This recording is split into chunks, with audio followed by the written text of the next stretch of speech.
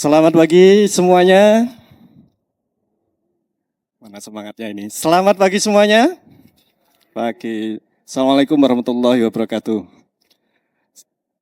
Selamat datang semuanya teman-teman mahasiswa. Jadi pagi hari ini kita laksanakan acara Neurotalk ya tahun 2026. Ini adalah batch kedua, seri ketiga ya, seri ketiga. Dan pembicara kita yang luar biasa, ini ada beberapa, ada Prof. Wayan, kemudian ada Pak Marji, kemudian ada Bu Diva, Pak Bayu, Pak Nurul, dan Bu Dian. Ini ada beberapa yang mungkin tadi buka acara. Jadi insya Allah nanti segera bergabung atau join dengan kita semua. Baik teman-teman, sebelum acara dimulai kita berdoa menurut agama dan keyakinan masing-masing. Berdoa dipersilahkan.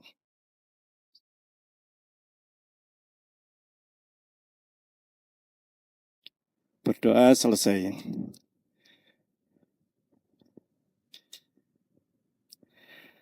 Teman-teman, jadi di acara hari ini ada pembahasan kita adalah terkait dengan peran data dan cloud computing dalam kecerdasan buatan. Ini ada beberapa yang akan kita diskusikan ya, dengan pemateri kita yang luar biasa. Ya. Yang pertama adalah data, yang kedua adalah IoT, cloud dan mobile, yang ketiga ada optimasi. Oh ya, data ini nanti akan disampaikan oleh Bu Dian. Ya. Kemudian yang kedua IoT dan cloud dan mobile akan disampaikan oleh Pak Bayu.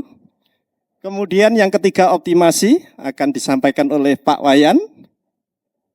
Yang keempat metode optimasi dalam machine learning. Ini akan disampaikan oleh Pak Marji. Kemudian studi kasus optimasi. Ini akan disampaikan oleh Bu Diva. Dan yang terakhir, etika kecerdasan buatan, ini akan disampaikan oleh Pak Nurul. Ya, baik, kita mulai. Jadi tetap buka hati, buka pikiran, sabar mendengarkan, dan tetap semangat. Baik, kita sambut narasumber yang pertama kita, Dr. Dian Eka, silahkan. Assalamualaikum warahmatullahi wabarakatuh. Ini kayaknya urutan itu berdasarkan materi gitu nggih. Izin nggih Prof. Wayan. Nah ini kan, nanti Prof. Wayan yang membahas tentang cerdasnya ya. Kemudian saya datanya gini kan. AI tidak cerdas tanpa data. Setuju nggak? Oh iya. Jadi tidak ada apa-apanya tanpa data. Begitu juga gitu ya. Data tidak bernilai gitu kan tanpa AI. Jadi saling membantu sehingga ini satu acara kan gitu ya. Nah, tapi tidak semua data bisa kita pakai gitu ya. Data yang berkualitas ya, data yang bersih.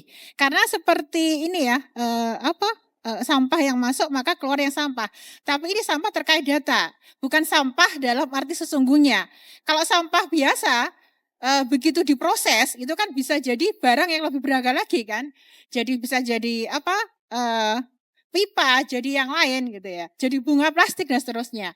Nah ini benar-benar ini sampah data. Sehingga kualitas itu perlu sangat diperhatikan gitu ya. Data yang relevan, bersih dan cukup. Ya, cukup itu berarti kan memang dia representatif sesuai dengan kebutuhannya. Ini juga tergantung dari metode yang kita pakai, juga tergantung dari tujuannya apa, kebutuhannya apa.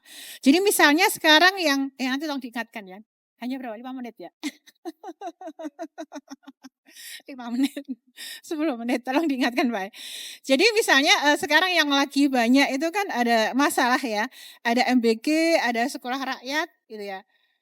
Ya, kemudian misalnya MBG gitu kan. Oh kan banyak kita data-data itu apa soal keracunan makanan, kemudian soal yang tidak layak, masa harga segini dengan jeruk kecil dan sebagainya kan banyak. Nah, kemudian kita ngambil data pada yang kasus saja gitu kan. Berarti artinya sampelnya nggak representatif, nggak cukup ya.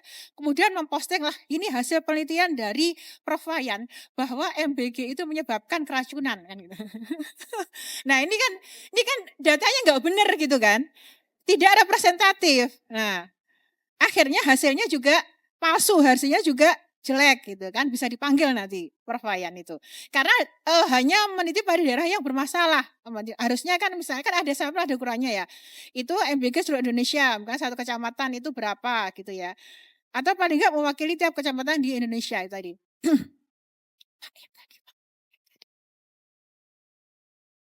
Yang pertama tadi. Ini kan. Banyak proyek gagal karena masalah data, bukan karena algoritma. Iya, jadi mana tadi?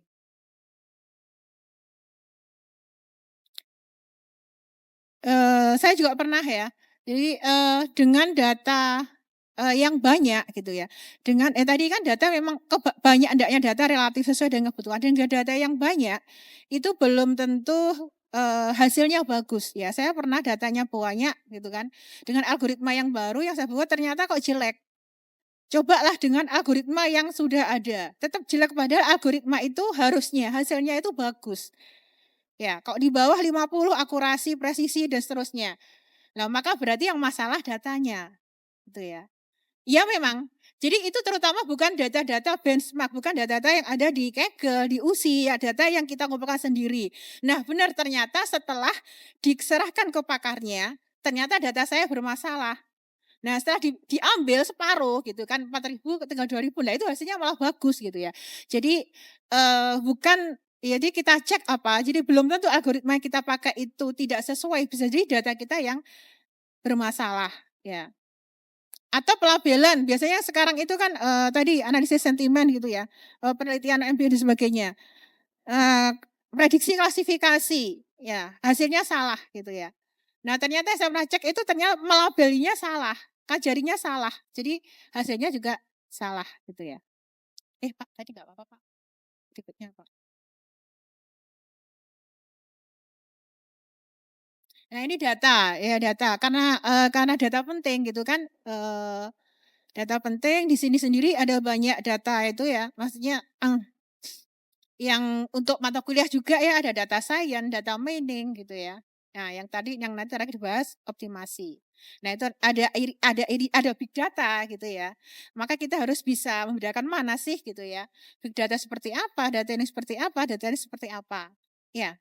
Ya, itu kan dari data mining itu merupakan irisan ya. Kalau data science itu kan berarti keseluruhan ya, mulai dari fitur engineering sehingga menemukan value-nya tadi ada di data mining, nanti optimasi. Nah, beberapa isu terkait data ya, ada data centric ini tadi yang penting gitu ya, terkait pre-processing. Jadi nggak semua data itu bersih atau nggak semua data itu buruk. Maka kita pilah-pilah mana data yang bisa kita pakai.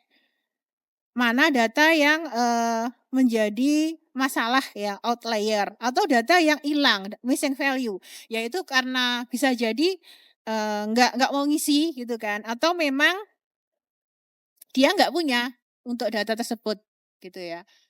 Kemudian sintetik ini berarti ada biasanya kasus ketidakseimbangan data, berarti kita membangkitkan data ya. Membangkitkan data baru ya, untuk menyeimbangkan sehingga hasilnya lebih bagus lagi itu ya. Ya, kemudian ada chatbot ya. Nah, itu kan juga berbasis data ya. Tergantung data yang dimasukkan ya. Kalau kita masukkan data tambahan, maka halunya juga berkurang kan gitu ya. Ada dokumen-dokumen yang kita masukkan, maka dia lebih terstruktur dan seterusnya. Mungkin itu dulu Pak, udah 5 menit. Terima kasih, nggih. Matur nuwun, saya serahkan ke Pak Edi. Ya, Karena ini langsung ya. Terima kasih Bu Dian. Ya, langsung Pak Bayu ya. Silakan Pak Bayu. Ya, jadi saya melanjutkan materi Bu Dian ya terkait dengan data gitu ya.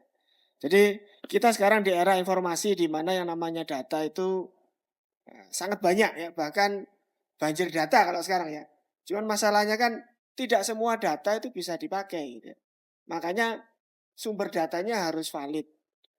Kalau sekarang misalkan sumber data itu bisa dari yang namanya perangkat ya. Baik itu perangkat IoT atau wearable device atau dari HP itu sendiri ya. Kalau sekarang kan hampir setiap orang ada yang namanya HP gitu ya. Di HP itu ada sensornya banyak ya. Mulai dari yang namanya giroskop ya untuk kestabilan HP. Jadi kan bisa memanfaatkan misalkan ingin tahu seseorang itu ya ketika jatuh itu kan nanti HP-nya akan bergerak ya, bergerak dengan jadi bukan berjalan, bergerak dengan bergoncang gitu ya. Itu bisa kita lakukan juga gitu ya. Kita ambil datanya kemudian kita deteksi. Oh, HP-nya berguncang. Ketika HP-nya berguncang ini apa yang terjadi gitu ya. Jangan-jangan orangnya juga berguncang. Berarti kan kemungkinan orangnya jatuh kan gitu. Ya ini deteksi. Jadi HP itu ada yang namanya accelerometer, mengukur kecepatan. Itu yang dipakai di Google Map ya. Jadi kenapa Google Map bisa tahu? Yang bergerak bukan mobilnya, tapi HP-nya yang bergerak. Ya, namanya accelerometer. Jadi dia akan melihat kondisi saat ini HP-nya dibandingkan dengan GPS itu posisinya gimana. Kemudian ada namanya GPS juga, bisa ngambil lokasi saat ini. Jadi HP kalian itu sebenarnya sumber data yang cukup lengkap ya. Mulai dari giroskop, accelerometer, GPS, ya bahkan sekarang ada namanya fingerprint, ada namanya heartbeat ya, bisa ada yang HP yang bisa mengukur detak jantung dari sidik jari gitu ya. Itu HP. Dari HP aja kita bisa membuat suatu sistem yang cukup kompleks gitu ya. Kalau di negara-negara maju itu di mana yang namanya jumlah penduduk sedikit ya, misalkan kayak di Eropa gitu. Anak itu nggak punya teman. Terus gimana caranya? Jadi ada kampus itu di tempat saya dulu kuliah namanya Twente itu bikin permainan.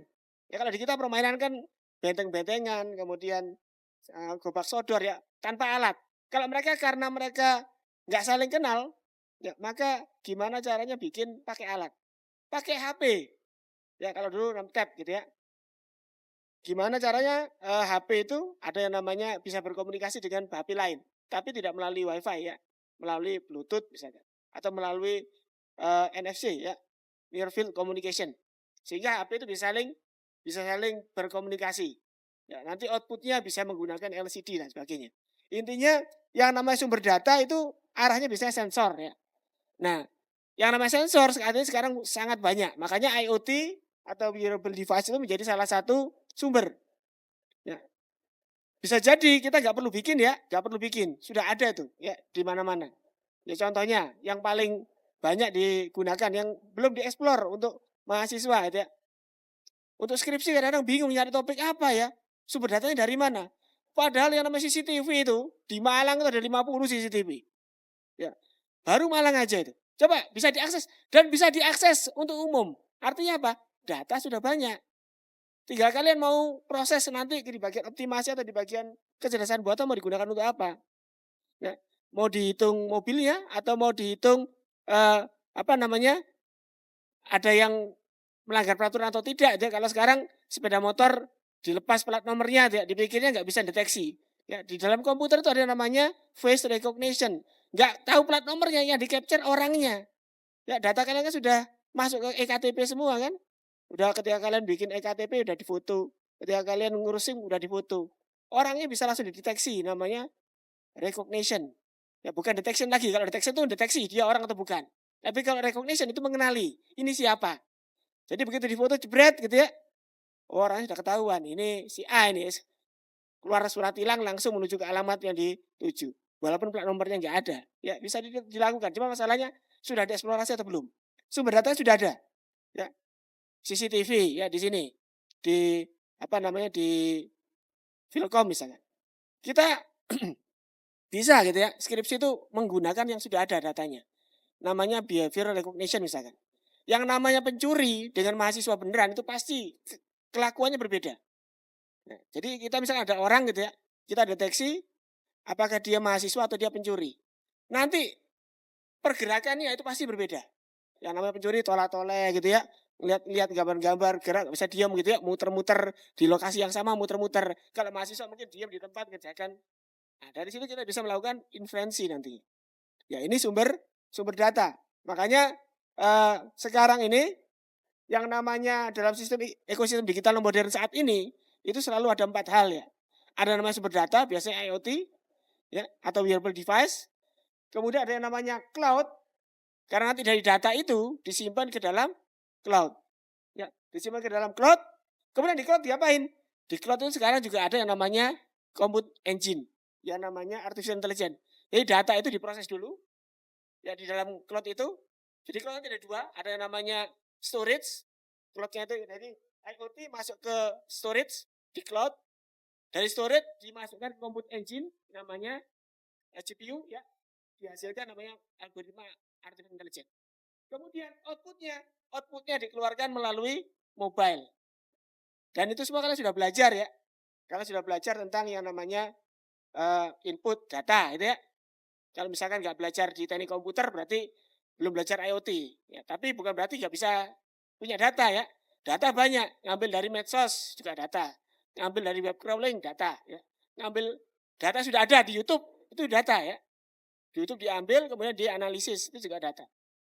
Kemudian dikirimkan ke cloud, disimpan, kemudian diproses melalui di cloud juga compute engine, outputnya dikeluarkan lewat mobile. Makanya seharusnya topik skripsi kalian itu nggak sulit. Mungkin banyak yang berpikir oh aplikasi nggak bisa ya. Justru sekarang ini di era menteri yang baru ya, yang namanya berdampak itu artinya apa yang kalian hasilkan itu bisa bermanfaat bagi masyarakat. Makanya muncullah aplikasi-aplikasi sistem yang melibatkan data, IoT, kemudian storage, cloud, kemudian AI, dan kemudian mobile. Ya, kalian sudah belajar itu semua toh? Mobile, ya programmingnya nggak usah susah-susah ya, suruh ChatGPT, suruh DeepSeek untuk atau Cloud untuk ngoding gitu ya. Yang penting kan idenya ada, gitu ya. Idenya ada dulu, ya. Kemudian program-programnya tinggal nyuruh AI juga. Ini konsepnya itu ya. Jadi ada yang namanya input, disimpan, dianalisis, ditampilkan. Ya. Ini sebenarnya tetap konsepnya komputer ya. Input, proses, output. Ya, cuman bedanya sekarang seperti ini. Ya, jadi ya, contohnya adalah seperti ini ya. Yang mungkin kalau cari ide topik skripsi, ambil aja acuan ke sini. Misalkan apa? Smart health. Ya. Jadi ada yang pakai smartboard ya. Smartboard kalian itu sebenarnya datanya sudah dimasukkan, disimpan di cloud-nya pembuatnya ya. Kalau misalkan yang punya HP Samsung ya, data itu dikirimkan ke cloud-nya Samsung ya. Kalau yang punya Amazfit ya dikirimkan ke Xiaomi atau Redmi itu. Artinya sebenarnya data kalian itu tersimpan di cloud. Ya. Karena apa? Karena mereka butuh. Makanya tetap ketika kalian beli alat itu nanti install aplikasi kemudian ada end user license agreement. Kalau kita kan nggak pernah baca ya, yes. Karena sebenarnya isinya semua data akan disimpan dalam tidak dipublikasikan. Memang benar tidak dipublikasikan, tapi digunakan untuk perusahaan untuk kepentingan penelitian dan juga iklan. Ya, makanya kalau sekarang tuh tidak ada barang gratis ya. Sebenarnya yang kalian pakai itu nama browser gratis, namanya Android gratis, itu enggak gratis. Ya. Dibayar menggunakan diri kalian ya. Diri kalian dijadikan pembayaran yaitu data kalian. Nah, data kalian itu digunakan sebagai pembayarnya. Makanya ini contoh-contohnya misalkan smart health. Ya, smart health ini ya ada inputnya dari wearable device, kemudian nanti dikirim ke cloud. Ya, di cloud itu nanti dianalisis, compute engine tampilkan di HP kalian melalui aplikasi yang terkoneksi dengan kemudian walaupun aplikasinya untuk mengendalikan smartboard, tapi isinya nanti dia ada prediksi, ada analisisnya, kamu kesehatan sekian, kemungkinan sarannya disuruh gini, gitu ya. Disuruh banyak bergerak, disuruh bangun jam sekian, tidur jam sekian. Nah, ini karena ada analisisnya ya. Kemudian ini contohnya aplikasi mobile ya, kalau ini seperti GPS ya, ini kalau ini seperti Google Maps saya kira ada. Google Maps itu kompleks juga ya, inputnya adalah GPS, kemudian disimpan di dalam cloud, di dalam cloudnya Google, ya kemudian dianalisis untuk mencari rute terdekat, ya. Jadi Google Maps itu pakai AI ya. AI-nya adalah waktu tercepat, ya. Sorry, bukan rute terdekat, waktu tercepat. Jadi kalau AI itu goalnya ada 3. Ada cost paling murah, ada waktu jarak terpendek, atau waktu tercepat. Nah, yang dipakai oleh Google waktu tercepat. Makanya dia pemilihan rutenya berdasarkan waktu, bukan berdasarkan jarak. Nah, kalau misalnya pagi dari kos-kosan ke UB lewat Soekarno-Hatta nggak disarankan, dia pasti nyari alternatif lain. Kenapa? Walaupun dekat tapi macet, ya pasti lebih lama. Dia akan kasih jalur yang pendek, gitu ya. Nah, ini contoh GPS ya. Kemudian smart home, ya. Dan banyak ya. Udah habis ternyata. Sekali ngomong lali, Pak. Ya, ini contoh-contoh implementasi ya. Jadi kalau kalian ingin cari topik skripsi, cari. Ya, ada inputnya, ada penyimpanannya, ada pemrosesannya, ada outputnya, selesai. Jadi sistem. Ya, dan bisa dipatenkan ya, bisa dihakikan ya, bisa dihakikan. Saya kira itu. Ya, makasih. Saya kembalikan Pak Edi. Assalamualaikum warahmatullahi wabarakatuh. Terima kasih Pak Bayu, luar biasa ya. Semoga insight ya, tambahan ya, berguna bagi kita semua. Buka hati ya, buka pikiran, tetap bersabar mendengarkan dan tetap semangat ya. Dan jangan khawatir, nanti ada sesi tanya jawab ya. Baik, narasumber berikutnya adalah Prof. Wayan, kami persilakan. Baiklah, Assalamualaikum warahmatullahi wabarakatuh. Pelan-pelan aja menyesuaikan honorariumnya. Kalau yang undang perusahaan saya semangat berapi-api, karena pasti enggak ada loh, santai aja lah.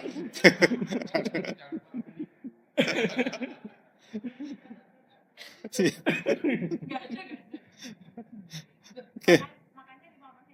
Ya, makanya gini. Pernah merhatikan jadwal kuliah? Gampang nggak buat jadwal itu? Setengah mati buatnya. Kalau kelasnya itu satu angkatan 2 kelas, satu fakultas itu cuma 2 kelas, kemudian ada 4 angkatan, cuma 8 kelas. Itu nggak perlu algoritma macam-macam, tinggal dipasang-pasang selesai. Atau jadwal ronda di kampung gitu ya, itu nggak masalah.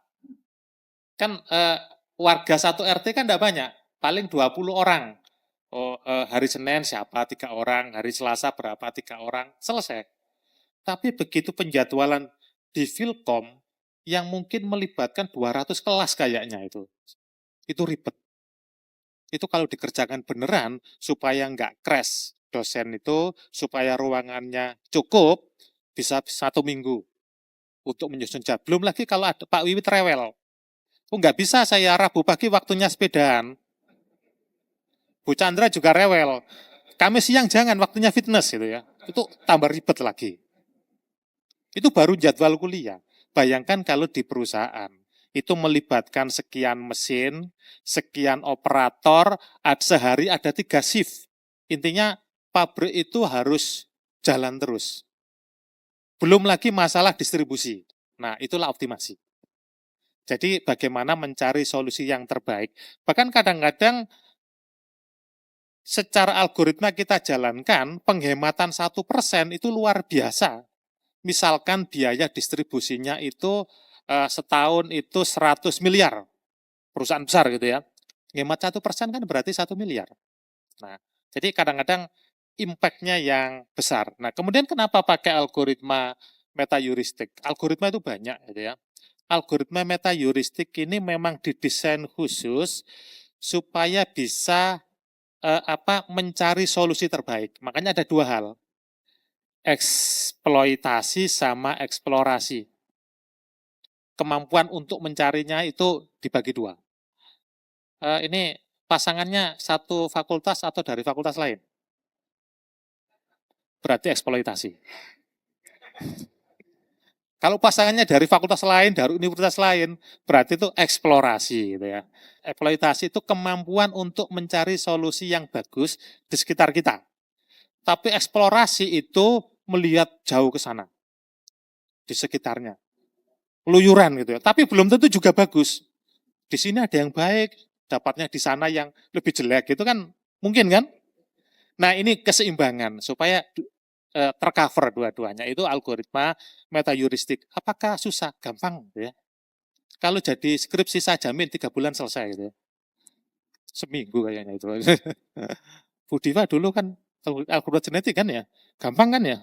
Gampang gitu. Dulu pas awal-awal saya bimbing 2014 itu mulai aktif, langsung dapat bimbingan 50 gitu ya. Karena tahu, oh itu gampang ternyata ya, cepat lulus dan dapat A gitu ya. Karena memang berkualitas, tapi secara konsep tidak terlalu sulit seperti machine learning. Jadi kalau tertarik dengan optimasi gitu ya. Nah, enggak Pak, rugi saya sebenarnya bimbing S1 itu. Mending bimbing S3 gitu ya. Bimbing S2 sudah laku di mana-mana. Bimbingan S1 saya kayaknya cuma 2 itu, nggak aktif lagi. Yang S3 ada 20-an itu. Enggak, maksudnya saya nggak semata-mata ke saya, kan banyak dosen lain yang topiknya optimasi gitu ya. Jadi sekali lagi ini untuk topik penelitian sangat menantang, menarik, impact-nya nyata, hampir di semua industri itu dipakai gitu ya.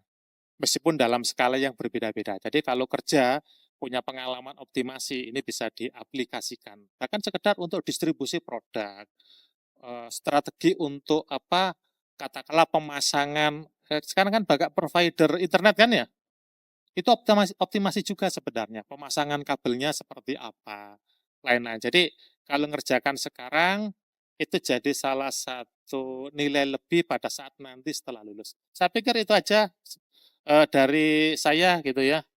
Jadi ya menyesuaikan tadi. Demikian, Assalamualaikum warahmatullahi wabarakatuh. Waalaikumsalam warahmatullahi wabarakatuh. Aplaus ya untuk narasumber kita. Baik, lanjut. Tetap semangat ya. Ya, lanjut. Narasumber berikutnya adalah belum datang ya. Ada kelas. Bu Diva, monggo Bu Diva, silakan.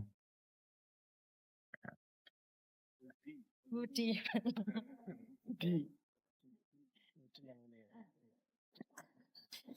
Agak derdek ya. Oke, mungkin saya buka ya. Assalamualaikum warahmatullahi wabarakatuh. Selamat pagi teman-teman semuanya. Masih semangat? Apa sudah kayak ngantuk gitu ya? Oke, jadi di sini setelah tadi oleh Prof. Wayan juga disampaikan mengenai optimasi itu sendiri. Jadi mungkin tadi juga sudah disampaikan oleh Pak Bayu dan juga Budian bahwa data sekarang itu sangat amat banyak gitu nggih.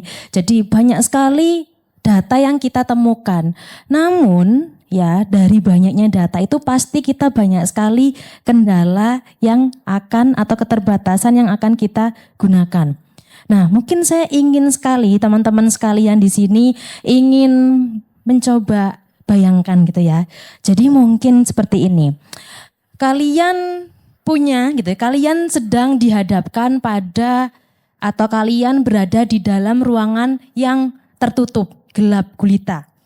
Coba bayangkan kalian ada di satu ruangan, kemudian kalian berada di ruangan yang gelap gulita, ya, tanpa ada cahaya. Oke, bisa kalian bayangkan. Nah, kemudian dalam satu ruangan itu ada 10 orang. Ada 10 orang, di mana 10 orang yang lainnya itu mencoba untuk menghidupkan lampu senternya. Berarti ada 11 orang yang di ruangan tersebut, kalian dengan teman kalian 10 orang. Nah, 10 orang itu mencoba menghidupkan lampu senter. Lampu senter dihidupkan. Lampu senternya diarahkan ke wajah kalian. Kira-kira perasaannya apa kalian? Silau. Iya Pak ya, silau ya. Oke, nah coba kalian interpretasikan cahaya itu adalah sebuah data. Ya, cahayanya banyak, 10 orang semua ke wajah kalian, datanya banyak. Tapi karena semuanya itu untuk mencari jalan untuk keluar ruangan. Jadi tadi kan di ruangan gelap ada cahayanya itu untuk mencari jalan keluar dari ruangan tersebut. Jadi kan cahayanya berantakan ya, yang satunya arahnya sembarangan, yang satunya sembarangan. Nah, dari permasalahan ini, maka dari itu kalian butuh optimasi. Loh, kenapa kok butuh optimasi? Jadi optimasi itu sebagai alat di mana tadi cahaya yang banyak itu bisa kita cari satu tujuan arah yang sesuai dengan arah jalan keluar kita. Gitu. Ada bayangan? Paham ya? Jadi kenapa sih kita perlu optimasi tadi? Karena kita butuh alat untuk menemukan jalan keluar. Kalau cahayanya semua berantakan sembarangan, karena kalian nggak tahu mana jalan untuk menuju keluar, ya akhirnya nggak nemu kan? Nggak selesai-selesai kalian di ruangan gelap tersebut. Ada bayangan? Oke, nah itu satu contoh ilustrasi yang barangkali bisa memberikan gambaran apa itu optimasi. Nah, kita masuk ke contoh yang lainnya. Jadi di beberapa di sini saya memberikan contoh-contoh kasus yang mungkin saya ambil satu aja kasus yang mudah gitu ya. Mungkin kalau sekarang yang sering kalian hadapi, kalau kalian berangkat dari rumah ke kampus apa? Permasalahan apa?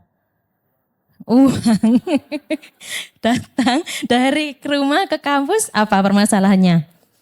Macet. Ya, permasalahannya adalah macet. Jadi kalian itu sudah berangkat pagi, kemudian ternyata insting kalian, oh saya lewat Suhat kayaknya kalau sudah jam 7 ini nggak mungkin macet. Jadi berdasarkan insting. Ya, berdasarkan insting kalian, ternyata ketika kalian menuju ke kampus lewat Suhat itu tidak macet. Nyatanya apa? Terjebak macet. Terus efeknya apa? Efeknya kurang uang tadi, karena kalau nggak punya uang nggak bisa beli bensin, ya kan? Terus kalau macet lapar, harusnya beli makan gitu ya. Jadi banyak sekali biaya. Biaya itu maksudnya tadi biaya untuk beli bensin, operasional kalian tadi karena macet akhirnya kelaparan. Atau misalkan ketika kalian kelas harusnya bisa tepat waktu akhirnya terlambat. Jadi banyak sekali biaya-biaya atau cost itu berkurang ketika kalian menggunakan insting tadi untuk mendapatkan solusi permasalahan adalah macet.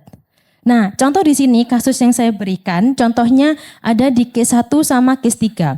Jadi di case 1 itu mengenai distribusi paving block. Jadi kalau kalian tahu paving block, oke, jadi itu bagaimana cara teman-teman, jadi biasanya di perusahaan itu mencari rute terbaik, itu ya, rute terbaik untuk menemukan bagaimana minimal cost operasional yang bisa didapatkan.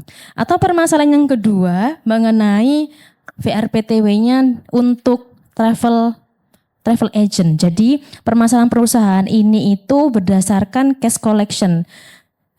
Agen itu akan berkeliling ke customer untuk mengambil uang-uang cash ke perusahaan. Nah, di sini tidak hanya kita fokus pada permasalahan saja ya, tapi ternyata dengan optimasi itu kita bisa meningkatkan, tadi sudah di-mention juga oleh Prof. Wayan, 1% pun itu sangat berdampak gitu ya terhadap solusi yang kita berikan kepada permasalahan. Jadi optimasi itu sederhana tapi dampaknya besar. Nah, teman-teman sekalian, jadi mungkin ya kalau di era sekarang memang optimasi itu tidak begitu tren ya, mungkin ya sekarang kalian memang kalau kalian lihat kan trennya deep learning, LLM gitu kan ya. Jadi tren-trennya sudah sangat canggih machine learningnya. Nah, namun kalau AI tanpa optimasi itu seperti mobil balap tanpa kemudi. Maksudnya apa? Cepat tapi nggak ada arahnya. Ya, AI itu akan membantu kita untuk melakukan sesuatu, tapi optimasi itu memastikan bahwa apa yang kita lakukan itu benar.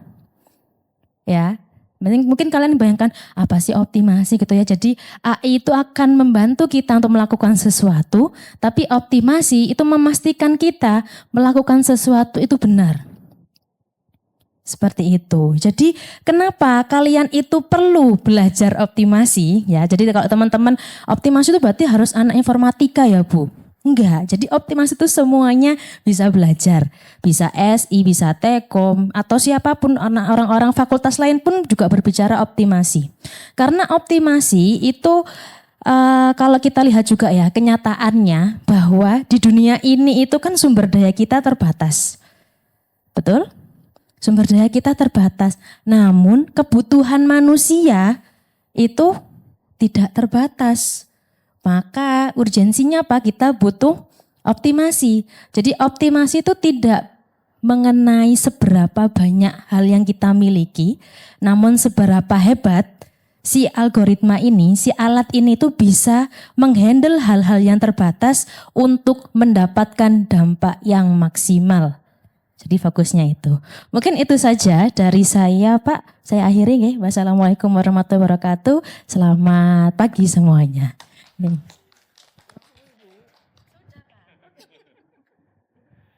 Baik, narasumber selanjutnya Pak Marji, monggo Pak Marji.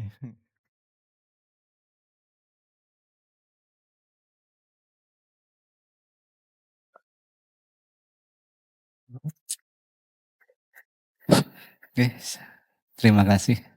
Assalamualaikum warahmatullahi wabarakatuh. Tadi sudah banyak dijelaskan tentang optimasi ya. Kalau saya ya mungkin kesukaan ya. Kesukaan itu kalau kan satu dan yang lain mungkin berbeda ya. Kalau saya memang senang itu ya di machine learning ya. Jadi berbagai penerapannya ya di bidang apa saja ya. Optimasi itu kan karena sumber daya terbatas, jadi masih bisa bekerja gitu ya, machine learning, dan sekarang mungkin agak suka di LLM ya, Large Language Model ya. Nah, itu bagaimana cara optimasinya, karena ya baru mendalami satu model optimasi, baru tahu. Padahal metode optimasi khususnya di LLM ya, seperti ChatGPT atau Gemini atau di apa itu kan teknik optimasinya banyak. Tapi baru mengenal sedikit satu dan sudah saya terapkan ya, jadi adik-adik yang kuis IC ya, tulisan tangan. Nah, itu secara otomatis satu kelas katakan 40 orang. Nah, kita koreksi tulisan tangan itu nanti ketemu nilainya. Walaupun masih banyak yang protes selama ini ya. Di beberapa mata kuliah di kelas itu ada 12 yang minta penjelasan. Nah, saya seharusnya bagus kok dapat 10. Ya itu kita koreksi ya, kita karena kita juga tidak ngontrol dia ngoreksinya, karena metodenya dia menggunakan stokastik ya. Stokastik itu agak random. Karena agak random mungkin pas yang diteliti itu pas posisi yang salah ya. Kan bisa saja karena namanya random. Ya, itu ya salah satunya. Terus kalau optimasi secara umum di LLM itu kan ada yang dari nol, yang satunya dari ilmu pengetahuan besar yang sudah dimiliki, atau memang kita kendalikan ya, kita beri ilmu pengetahuan. Nah, kalau kita beri ilmu pengetahuan ya tentunya bisa mengacu ke pengetahuan yang kita miliki. Ya, di LLM itu sebenarnya bagian kecil ya. Dari machine learning masih luas ya. Deep learning di dalamnya ya. Terus large language model itu lebih di dalamnya lagi sebenarnya, tapi di situ sangat luas karena berbasis bahasa. Jadi bahasa yang kita prompt-kan, kita berikan itu bagaimana. Jadi mencakup, walaupun kita tidak menyusun database yang bagus atau apa ya, hanya kita tulis dengan PDF ya. Kita tulis PDF, padahal itu kalau dinyatakan dengan konteks sebelumnya harus disusun database-nya. Harus disusun normalisasi kalau ada database ya. Nah, tapi di sini bisa kita berikan, kita ketik dengan PDF, kita Word ya. Nanti ada otomatis dari PDF menjadi tag. Nah, itu ada proses memfilter ya, memfilter apa itu ya. Terus kalau juga dari PDF ke gambar, nah, itu bisa. Yang diolah kadang-kadang dia karena pintar mengolah kalau berbentuk gambar. Ya, jadi PDF itu bisa transformasi dari satu bentuk ke bentuk yang lain. Nah itu dari LLM ya, saya sekarang agak suka gitu ya, agak suka melihatnya. Terus yang dari Mas Learning itu baik arsitektur ya, arsitektur atau mungkin proses supaya dalam arti optimal ini mungkin akurasinya bisa lebih baik. Nah, kita pilih sedemikian rupa ya, mungkin arsitekturnya yang layernya sampai berapa gitu. Ya. Karena belum tentu layer yang kecil 1 2 3 4 5 sampai berapa tergantung. Nah, nanti prosesnya kan bisa saja menjadi lambat. Nah, kita mendesain layer ini menjadi 15 layer. Mungkin yang model machine learning MLP ya. Nah, itu ya resikonya biasanya berapa node di dalamnya itu resikonya lambat ya. Jadi kita desain tertingginya berapa, terendahnya berapa, nah, nanti didapat dari model yang ada diterapkan ke situasi nyata, ya situasi nyata dengan parameter, hiperparameter istilahnya ya, metode-metode ini kan punya hiperparameter, terus arsitekturnya juga kita bangkitkan, nanti diperoleh nilai F1 score atau akurasi mana yang paling baik untuk suatu kasus ya, karena kadang-kadang saya melihat itu, ya, itu pemilihan nilai-nilai itu dari mana, Mas? Pas ujian skripsi, wah ini dari skrip, dari jurnal sebelumnya Pak, dia menggunakan ini, saya juga menggunakan ini saja ya. Walaupun telah banyak dikembangkan metode optimasi di machine learning, di situ ada grid set, sequential set ya, random set. Ada mungkin yang berbasis stokastik itu ya. Nah, itu saya mengembangkan yang berbasis stokastik. Jadi nilai atau arsitektur yang paling banyak memberikan akurasi tinggi itu peluang terpilihnya paling besar gitu aja ya.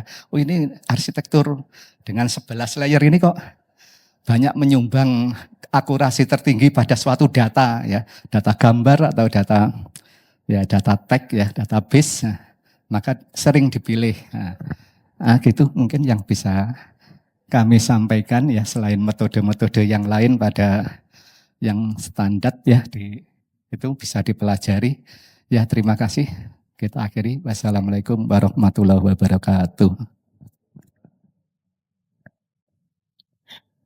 Baik, narasumber terakhir ya, Pak Nurul, monggo dipersilakan.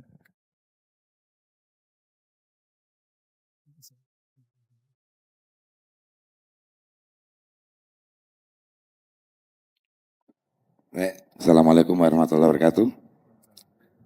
Ya, bagian terakhir yang mahasiswanya udah ngantuk-ngantuk. Ya, mohon izin Pak Wayan. Ya, berhubung Pak Wayan sudah nggak jadi dekan, saya pertama kali ini, saya naik di panggung sendiri ya. Yang lain di bawah sebabnya ya. Kalau jadi dekan saya nggak berani naik panggung ya. Ya, saya berbicara tentang etika ya. Jadi ini diadakan oleh dosen kecerdasan buatan. Ya, dosen kecerdasan buatan itu dosen-dosen yang cerdas untuk melahirkan mahasiswa yang cerdas. Nah, karena dosen yang cerdas maka membuat kecerdasan buatan. Kalau nggak cerdas ya nggak bisa bikin kecerdasan buatan. Kan begitu. Tapi cerdas saja kalau tidak beretika berbahaya. Ya, beretika saja kalau tidak cerdas, ya nggak kemana-mana, begitu ya. Jadi etika itu sebagai pagar atau ya batas, ya batas. Nah, etika ini bisa ya tadi dari ini ditampilkan peta ya. Saya bicara sebelum ke etika, peta dan peta etika dan optimasi menuju 2050.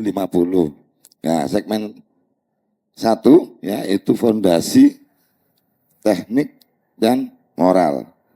Nah, dari fondasi itu dilakukan integrasi perangkat mandiri ya berupa komputasi ya, di situ ada optimasi dan sebagainya. Kemudian untuk mendapatkan ini ya dunia yang cerdas ya. Nah, saya membahas di sini ya. Dari landasan teknis ada landasan etisnya keadilan, transparansi, privasi. Ini yang dibahas 3 ini.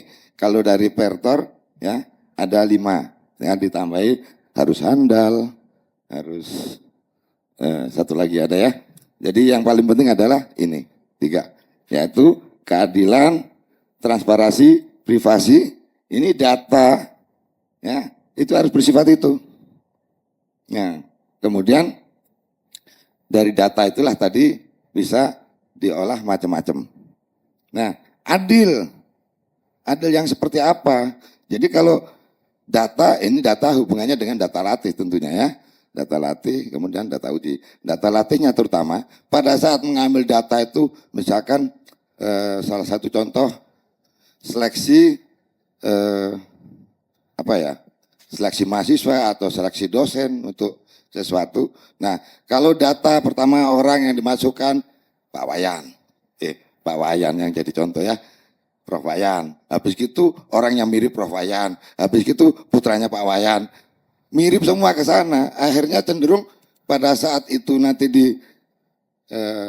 digunakan, maka tidak adil nanti pada saat ada yang tidak seperti Pak Wayan tidak sesuai hasilnya.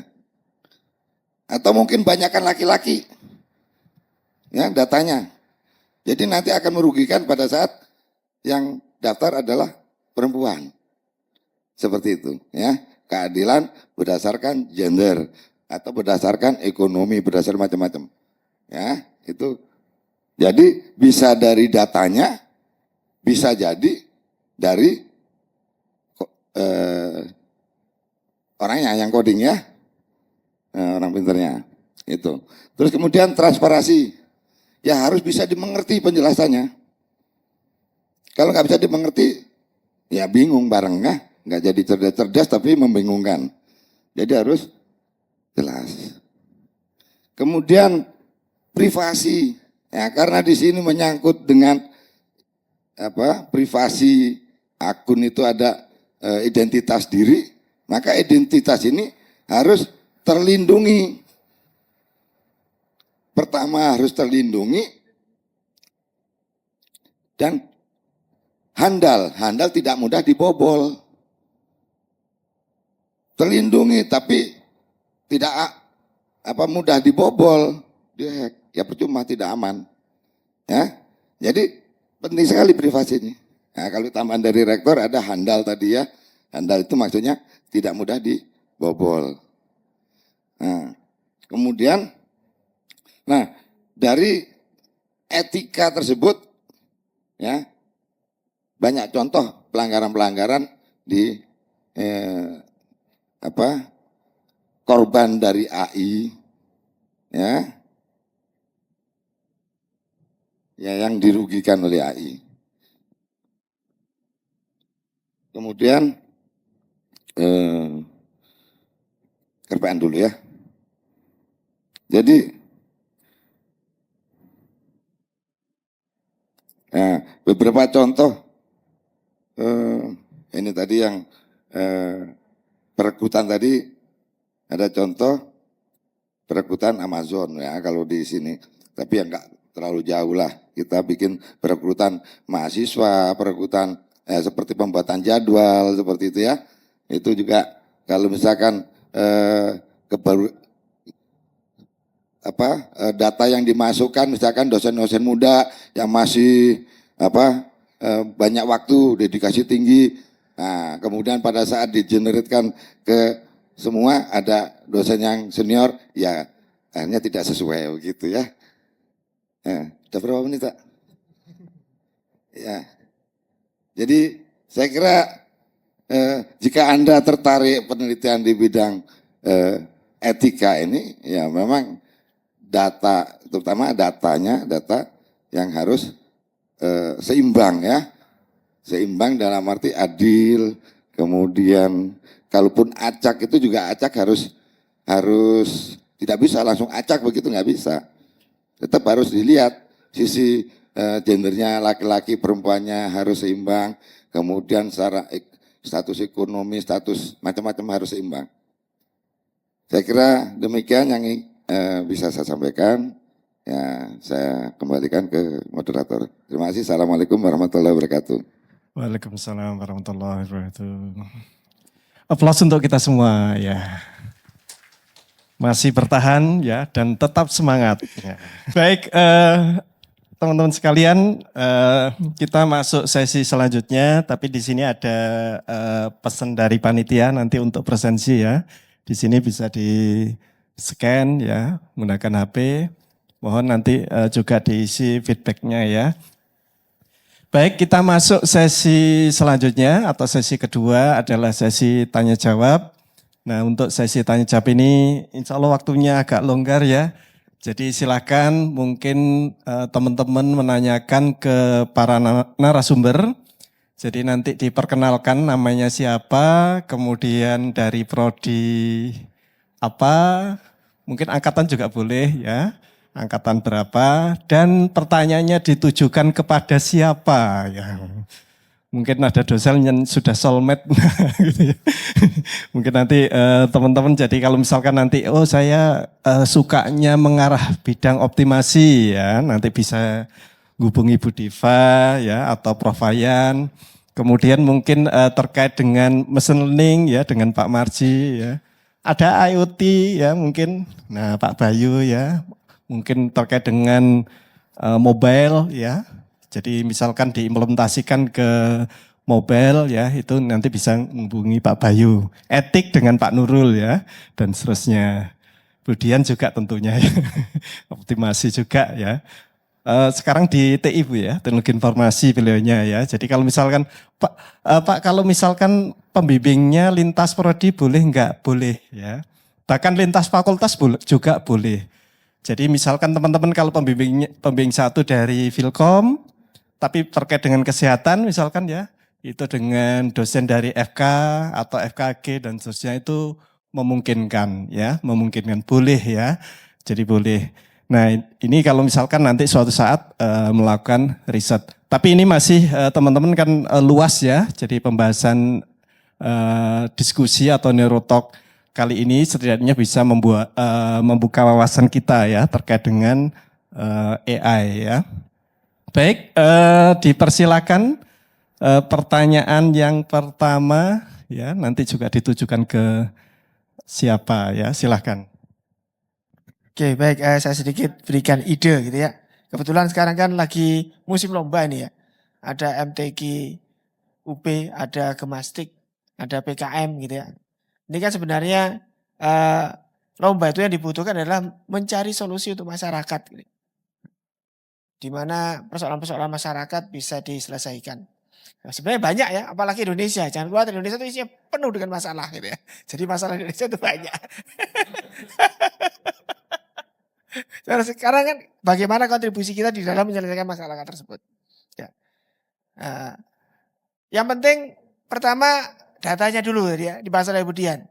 Datanya ada enggak? Kalau misalkan belum ada, bagaimana cara kita ngambil data gitu ya? Misalkan pertanian gitu ya. Wah kok tadi Pak Bayu CCTV kan di jalan. Kalau pertanian gimana? Ya cari data pakai drone. Ya. Terus nanti Pak drone kan nggak ada prosesornya, ya ada ya. Tapi kan berarti apakah nanti AI-nya atau optimasinya dilakukan di drone? Ya tidak. Makanya di dalam membentuk sistem itu ada 4 hal tadi. Ada data untuk mengambil input, untuk dijadikan input. Data itu dikirimkan ke cloud untuk disimpan. Kemudian diproses menggunakan computer engine untuk dioptimasi. Ya, dilakukan pembelajaran. Kemudian outputnya ditampilkan di mobile device. Kan arahnya ke sana. Atau di display, dashboard, terserah ya. Intinya ada input, ada proses, ada output. Cuman prosesnya sekarang kalau ketika pertama kali belajar pemrograman dasar, input, proses, output, prosesnya persamaan ya. Kalau sekarang prosesnya adalah disimpan dulu baru diproses menggunakan cloud. Ya. Jadi sama sebenarnya intinya. Jadi kalau misalkan kemarin ada yang topik ikut lomba kecerdasan buatan Smart City ya. Wah Smart City itu banyak ya. Banyak ide-idenya ya. Kenapa? Karena memang kota-kota di kita kan banyak masalah gitu ya. Ya ini jadi masalah ya.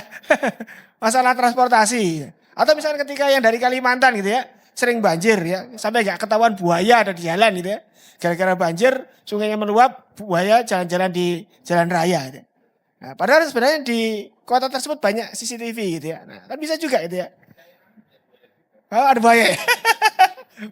Nah, itu buaya darat Pak, beda. Oh, bisa juga Pak, membedakan buaya darat dan buaya beneran. Loh, dianalisis dari pergerakan bisa ya. Ya, jadi bisa itu ya, misalkan di Kalimantan di mana banyak banyak CCTV, kemudian kita bisa cek gitu ya pengenalan binatang-binatang berbahaya ya. Atau kalau yang sekarang mungkin jadi masalah di perkampusan itu ini Pak. Berdua-dua, ya manusia berbahaya berdua-duaan itu Pak. Ya, manusia berbahaya. Padahal CCTV ada di mana-mana gitu ya. Nah, kita bisa bikin algoritma itu ya. Kalau misalkan ada laki-laki perempuan berdua-duaan lama ngobrol ya, pakai yang namanya behavior recognition, nanti dikirimkan ke pos komando ya. Langsung nanti langsung keluar posisi GPS-nya. Bahaya juga betul ya. Intinya pokoknya kalau kumpul itu perlu dianalisis gitu ya. Makanya ada namanya behavior recognition. Kalau sekarang ada penelitian namanya behavior recognition. Jadi bisa menganalisis pergerakan. Karena pergerakan itu kan akan berbeda ya. Orang biasa, orang melakukan kejahatan, orang ya melakukan apa itu bisa dianalisis. Oh ini geraknya jalan. Oh ini geraknya ngapain. Ini geraknya itu bisa dikenali. Kemudian diinfer, diambil kesimpulan. Oh dia melakukan ini. Kirimkan notifikasi kepada yang berwenang ya. Melalui mobile. Semua proses bisa dilakukan. Makanya peluang-peluang untuk mengikuti lomba itu banyak ya. Kalau misalkan terkait dengan MTQ misalkan kejuaraan lomba Al-Quran ya. Kalau perlu sekarang yang namanya orang ngomong itu kan bisa direkam ya. Direkam kemudian dikirim ke cloud, dianalisis. Ya, analisisnya pakai ya AI. Ya, tinggal dianalisis saja. Misalkan orang hafalan, kalau selama ini yang menilai adalah orang gitu ya, mungkin karena terbatas gitu ya, apalagi variasinya macam-macam tiap orang bisa pakai yang namanya AI. Kan sudah banyak tuh ya rekaman-rekaman hafiz berbagai macam imam gitu ya, itu semua disimpan kemudian dibandingkan, tinggal dianalisis. Semuanya bisa. Ya, bikin aplikasi ya. Memonitor hafalan atau mendeteksi bacaan atau ya memberikan narasi gitu ya, kasus misalkan ada orang kasus seperti ini gitu ya, kemudian nanti gimana referensinya, maka dicarikan referensinya ya, sekarang banyak. Intinya itu baru MTQ. Gemastik ya, Smart City paling banyak sebenarnya Smart City ya, karena implementasi paling banyak itu kan di kota. Tadi mulai dari inputnya kamera CCTV, drone. Ya. Kalau di Korea bahkan kalau ada kecelakaan itu yang datang pertama kali bukan polisinya. Ya, yang datang pertama kali adalah drone-nya. Karena drone lebih cepat ya lewat udara. Dan apakah drone itu harus dikendalikan? Kalau selama ini kalian yang namanya drone itu harus dikendalikan. Tidak ya. Yang namanya perang Iran tuh nggak mungkin drone-nya dikendalikan satu-satu gitu ya. Butuh berapa tentara itu kendalikan itu ya. Yang namanya drone juga bisa diotomasi ya. Yang penting kan ada GPS-nya di drone-nya. Ya, makanya kemarin ketika perang caranya adalah satelit GPS dimatikan. Ya. Ternyata GPS-nya yang dipakai oleh Iran drone-nya bukan drone GPS Amerika tapi GPS-nya Cina namanya Beidou. Ya, Beidou juga GPS ya. Jadi kalau di dunia ini GPS ada 4 satelit ya. GPS itu nama GPS itu keluar dari Amerika ya. Ada namanya Beidou, ada namanya Galileo. Mana satunya Pak? BDSS ya. 2 Cina, 1 Rusia, ya, 1 Amerika. Jadi tinggal kita mau pakai satelit yang mana untuk mendeteksi lokasi. Ya karena pasti nanti ada keakurasian yang disengaja tidak ditempatkan. Itu ada. Ya, masalah politik. Ya, misalkan Cina untuk daerah-daerah tertentu itu lokasinya tidak dipaskan. Jadi GPS-nya kalau ke lokasi tersebut berubah. Itu bisa diatur kan, tergantung program juga. Makanya ketika kalian punya ide gitu ya, lomba, gemastik, PKM, ya, Kalau sekarang gitu, hampir semua lomba PKM pasti aplikasi yang bikin anak Filkom, tapi topiknya tentang perikanan, topiknya tentang kesehatan. Ya, semuanya pakai AI, semuanya pakai mobile. Nah, daripada kalian tergantung pada mahasiswa lain, kalian yang punya ide gitu ya. Jadi kalian ketuanya karena sebagian besar nanti dibuat oleh kalian. Nah, datanya baru ngajak fakultas lain. Nah, jangan kebalik, kalau selama ini ketuanya fakultas lain kalian disuruh jadi tukang jahit ya. Disuruh bikinkan aplikasi, disuruh bikinkan macam-macam. Padahal idenya mereka cuma punya ide aja. Idenya datanya ini gitu ya. Saya punya data ini, tolong nanti dijadikan AI, jadikan aplikasi mobile. Lah isinya semuanya komputer ya. Dia cuma menyediakan data tok. Jadi ketua, kan kurang tepat gitu ya. Harusnya yang banyak ketuanya mahasiswa Filkom ini Pak. Nah ini gambaran-gambaran gitu ya. Silakan kalau ada pertanyaan-pertanyaan terkait dengan AI secara umum gitu ya. Di sini insya Allah ada Prof. Ayam, Prof. Lele nggak ada ya. Prof. Lele itu bidangnya juga kesehatan ya. Biomolekuler ya, molekul ya. Jadi bahkan yang namanya DNA pun itu sudah pakai AI ya. Jadi lu terus gimana caranya? Ya pakai mikroskop. Ya. Jadi saya penelitian dengan Fakultas Kedokteran Hewan. Jadi saya punya bimbingan mahasiswa kedokteran hewan ya. 7 sekarang. Terakhir 6, sekarang nambah lagi 1. Jadi saya punya bimbingan skripsi mahasiswa FKH ya. Saya pembimbing kedua, seperti disampaikan Pak Edi tadi boleh ya. Kenapa kok saya diundang? Ya karena masalah topiknya adalah AI. Nah, bayangkan, anak FKH nggak pernah belajar programming, topiknya AI. Ya. Luar biasa ya.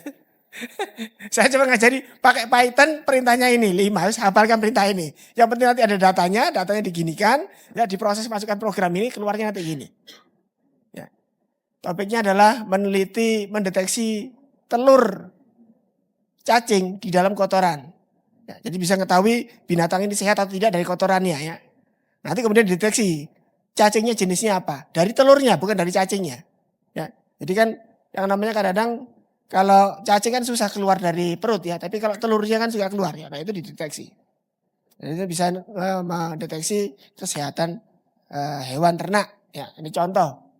Ya, jadi banyak ya sebenarnya ide-ide seperti itu. Jadi kalian tinggal gandeng dari fakultas lain untuk masalah data, kemudian kalian mencoba mencari solusi dari data itu menggunakan teknologi komputer.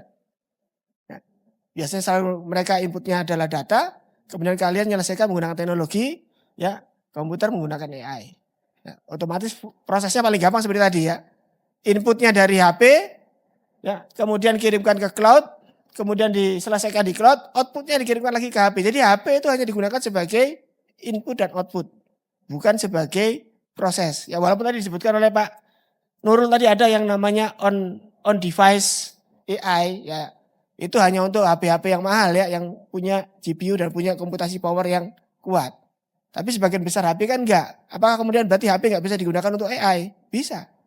Ya, prosesnya di cloud, input outputnya lewat HP. Ya, itu. Ya contohnya misalkan apa? Ya Tokopedia, Gojek itu kan bukan HP kalian yang melakukan perhitungan ya. Cloud-nya. Ya, HP hanya digunakan pesan apa, rekomendasinya apa, nampilkan rekomendasi, nampilkan jalur, tapi semua prosesnya di cloud. Ya.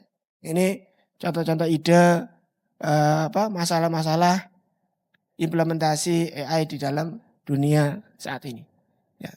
Itu mungkin tambahan dari saya Pak Edi. Terima kasih Pak Bayu. Baik, insight baru mungkin ada memicu ya teman-teman untuk mungkin bertanya, silakan. Selamat pagi untuk dosen-dosen yang ada di sini. Perkenalkan nama saya Ahmad Hanif Zakaria dari Teknik Informatika angkatan 2025.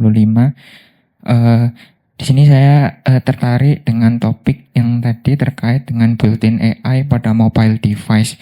Tadi kan disebutkan bahwa juga untuk mengimplementasikan built-in AI di mobile device kan juga melihat dari spesifikasi dari perangkatnya sendiri. Namun setahu saya juga terkait dengan hal itu pernah disinggung di Neural Talk yang series 2 kemarin, jika proses implementasinya itu disebut dengan knowledge distillation, dan itu memang menyederhanakan model yang kompleks dan diimplementasikan di perangkat dengan efisiensi yang jauh lebih efisien, namun dengan performa yang tidak jauh menurun. Nah, saya tertariknya itu optimasi apa yang dilakukan untuk bisa mengekip performanya di performa yang lumayan tinggi, namun dengan penyederhanaan spesifikasi yang digunakan itu Bapak. Karena seperti yang kita tahu kan, seperti yang pada Galaxy AI yang mungkin sudah diterapkan di Samsung Galaxy S24 Ultra ke atas, itu kan sudah ada built-in AI-nya. Namun kan memang sebenarnya implementasinya kalau di dunia nyata kan dibutuhkan spesifikasi komputer, superkomputer untuk untuk menjalankan AI-nya itu. Nah itu saya penasaran optimasi apa yang dilakukan sehingga itu bisa dilakukan di perangkat mobile device Bapak. Terima kasih. Ya, terima kasih yang menanggapi Prof. Wayan atau Pak Bayu, monggo. Knowledge distillation, ya. Oke, baik. Jadi di dalam AI itu Mas, perangkat itu penting, tetapi kan harus tahu tahapnya di mana gitu ya. Di dalam AI itu ada namanya tahap training, ada namanya tahap testing ya. Yang butuh komputasi power besar itu trainingnya. Testingnya enggak. Jadi misalkan contohnya ya, kalau ketika kita training ya, misalkan kalau sekarang yang mahasiswa paling banyak pakai yang namanya YOLO atau deep learning gitu ya. Nanti outputnya itu, output trainingnya adalah model. Model itu isi angka-angka matematika yang mewakili fungsi gitu ya, matematiknya lah ya.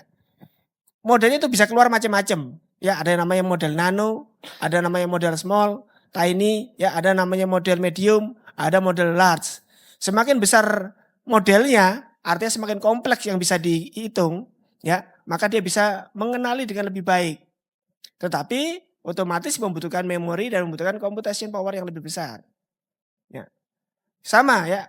Di dalam pemrograman mobile itu juga ada library, kan butuh fungsi-fungsinya. Ya, kalau di dalam AI itu yang banyak dipakai TensorFlow sama PyTorch ya.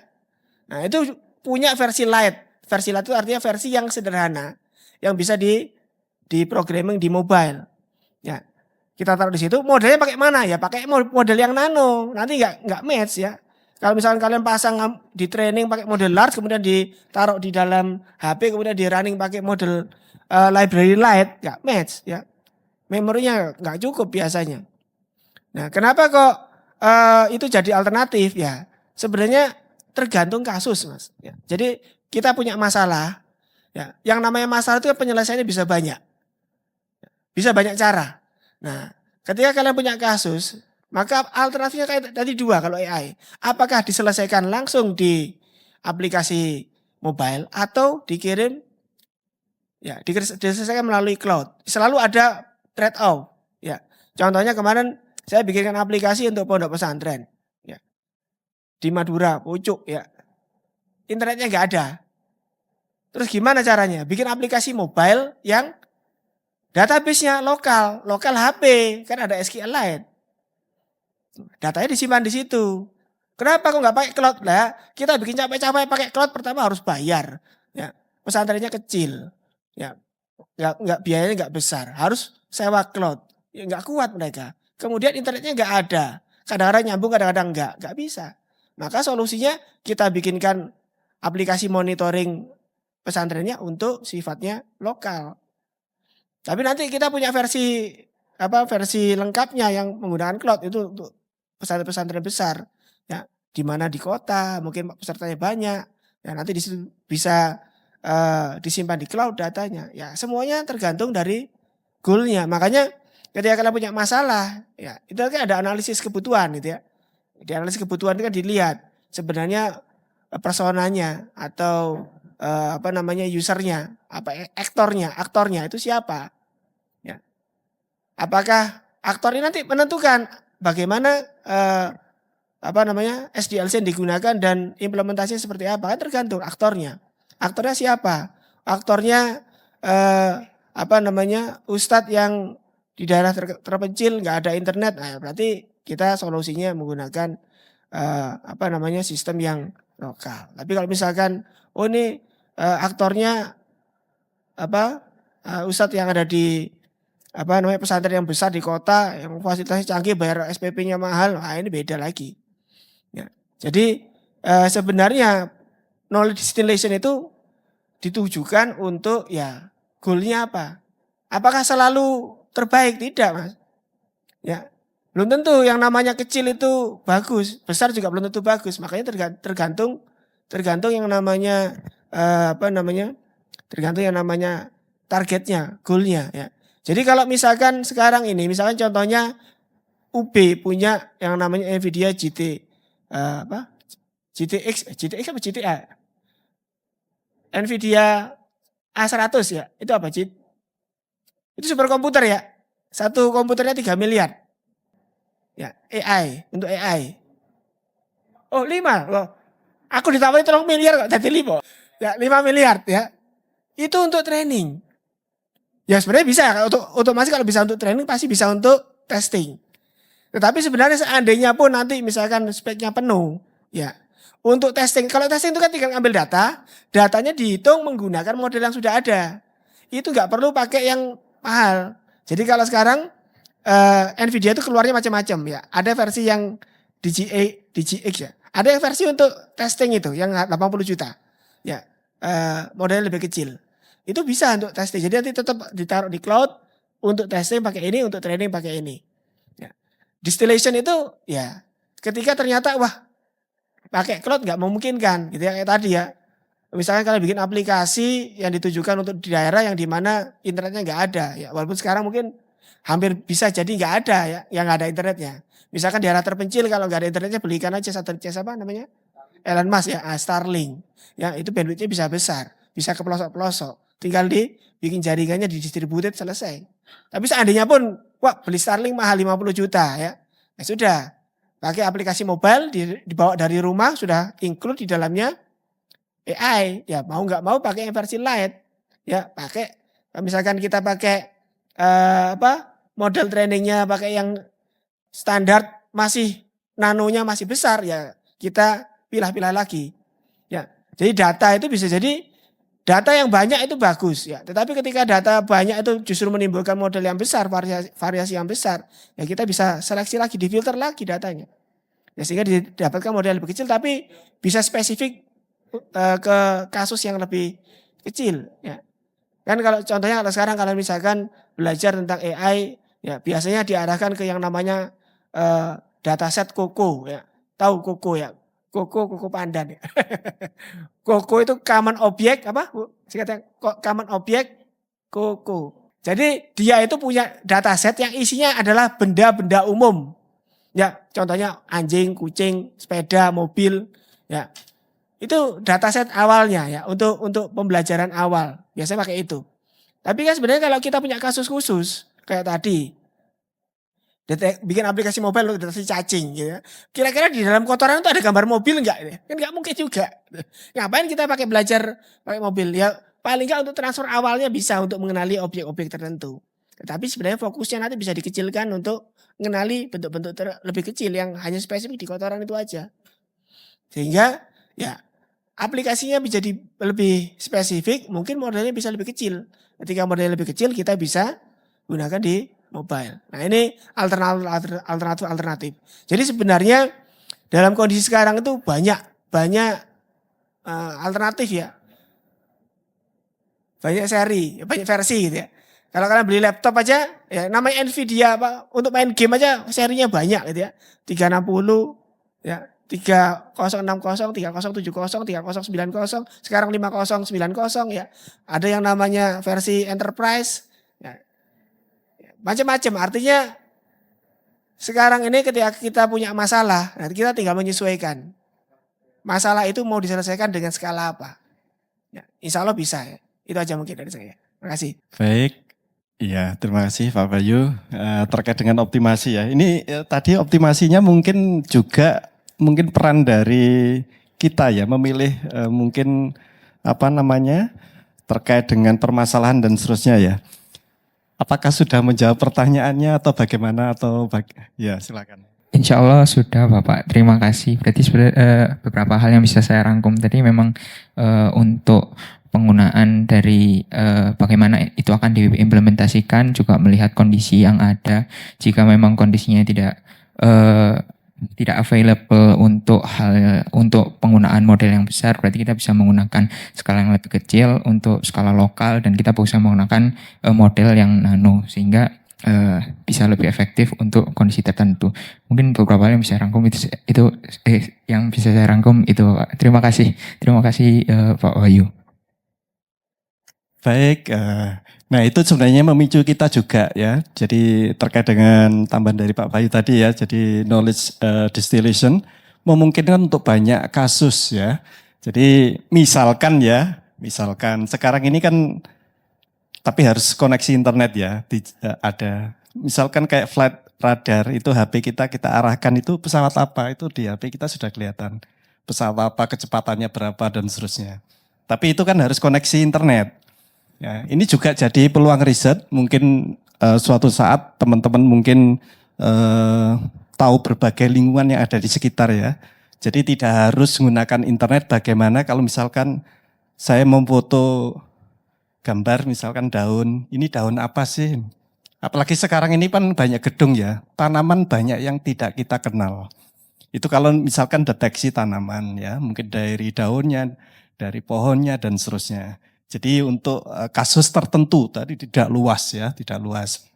Juga mungkin untuk deteksi penyakit ya. Jadi misalkan ada daun ini penyakitnya apa dan seterusnya. Bahkan dulu mungkin ada, sekarang kalau nggak salah jadi dosen, mungkin ambil S3 di sini juga ilmu komputer. Jadi ikut lomba itu menggunakan HP ya, merekam nafasnya gitu ya, didekatkan gini. Ini untuk deteksi dia sakit paru-paru atau tidak. Dari HP ya, dari suara nafas ya. Ini kalau gitu, ya, jadi kalau Pak Bayu mungkin mantan Menteri Keuangan ya, deteksi duitnya berapa. Baik, seperti itu. Jadi banyak kasus ya, tanaman mungkin kalau misalkan di desa dan seterusnya. Ada juga lomba ya.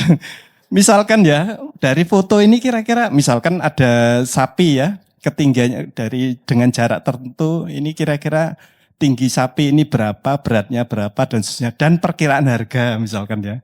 Itu kan tidak harus model yang sangat besar, harus koneksi internet misalkan. Itu juga memungkinkan. Berarti bisa kerjasama dengan mungkin peternakan dan seterusnya.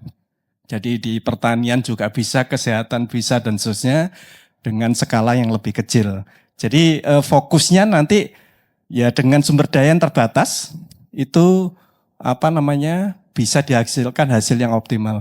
Saya jadi ingat ada salah satu mahasiswa sekarang bahkan jadi dekan FTP ya, Prof. Yusuf Indrawan. Kalau misalkan ngelacak dekan FTP saat ini kalau nggak salah periode kedua. Beliaunya dulu WD3 juga.